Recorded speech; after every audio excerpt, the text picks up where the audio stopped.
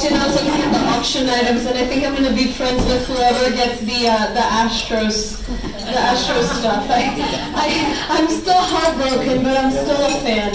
So there was a National Association of Counties meeting in Miami, and of course they schedule it in the best places, which I can't complain. And we were presenting about the talking transition work that we did here in Harris County right after I was sworn in, and I can tell you guys I went to conversations with different county officials. There was a meeting of large urban county officials, and we were discussing emergency response and early childhood education and 311 systems and this kind of thing. And no discussion was more engaging than the one we had about our talking transition and the community engagement we're trying to build here in Harris County. There was over 100 county commissioners and executives from across the country, and they all had questions, and they all were just so in awe of this collaborative decision-making that we're little by little building with your guys' support. So I just wanted to thank you guys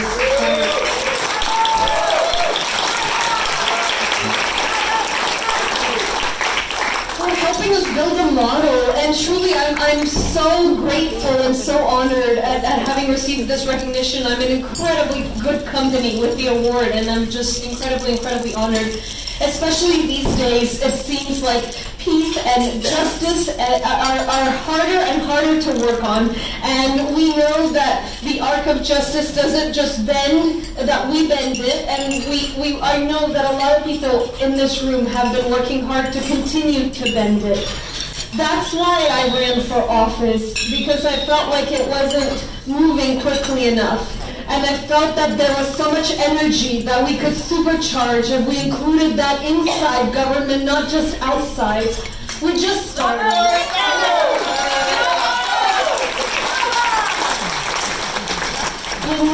When we held our transition event, my idea was I didn't want to have the usual sort of thought leaders form committees and decide what we were going to prioritize, and instead we wanted an open transition process. And so we invited the community, and I didn't know if they'd show up. I remember when we showed up to the first event, or the big town halls we set up was in Pasadena, and I was ready for nobody to be there, and we turned in and the parking lot was full, and it was an overflow, and I turned around to the guy that was driving me and my staffer, and I said, well, they're obviously here for that big event across the street. And he was like, there is no big event across the street. And they were there for us, and they participated, and we had 7 of those, and we came out with the most incredible ideas that have driven what we've done. In one of those events, the one on children, we were challenged by the folks who showed up. And I told the staff that was putting this together, I said, we are not allowed to talk for more than 15 minutes. Out of the 8-hour event, right? It's like 15 minutes, then I'm taking the microphone away. And that's what we did. So it was all about listening. And one thing people were very passionate about was really ending reforming the incarceration of children in our county and our community. And gave us the mandate we needed, the proof, the support to begin working on juvenile justice reform, and we were able to stop the construction of a 300-bed facility that was being planned. We are right now turning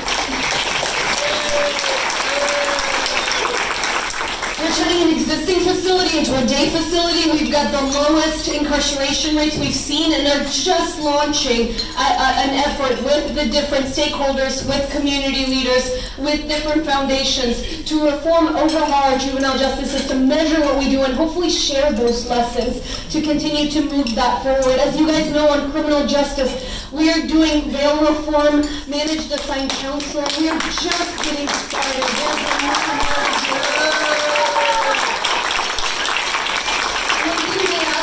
In Miami is recovery. A lot of communities across the country, I think, you'd be hard-pressed to find the one that's not facing some sort of recovery challenge after a natural disaster. And the question is, how do you do that equitably? How do you do that in a way that is smart and that is just and makes sense from not only an economic standpoint but a moral standpoint?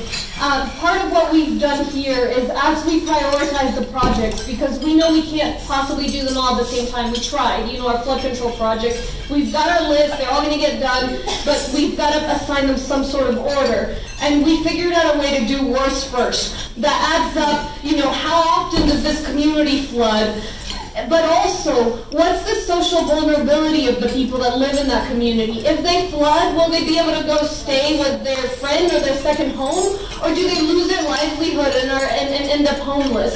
And so there's an index that the Centers for Disease Control puts in. They measure every census tract in the country, and they assign a social vulnerability number based on income, based on age, very elderly folks, very young folks, whether it's English as a second language, folks with disabilities. That makes them a lot more difficult for them to recover. And we factored that into how we prioritize the projects. That's an example that I can tell you guys, folks from FEMA, it's not political. Just folks who want to do smart and good recovery are asking us about. And folks around the country are looking to us for. There is so much more to do on flood control, on justice, on the best we can do for our children, on the future of energy and economic opportunity. I'm not going to run through everything we've got slated, but I can tell you guys that we're trying to bring this lens of justice, of fairness into everything we do, that we continue to ask for your input and your ideas. We can't do everything at once. Part of the challenge is making sure we're thoughtful in how we prioritize what we do work on, so we choose meaningful, big things that truly improve the lives of people. And I trust that in this first year we've been able to do that through the bail reform work, through our flood work, through our speeding up of the flood control projects, through opening up commissioners' court meetings, starting the creation of a 311 system, reforming the way we do environmental justice in Harris County, making sure that actors don't get away unscathed.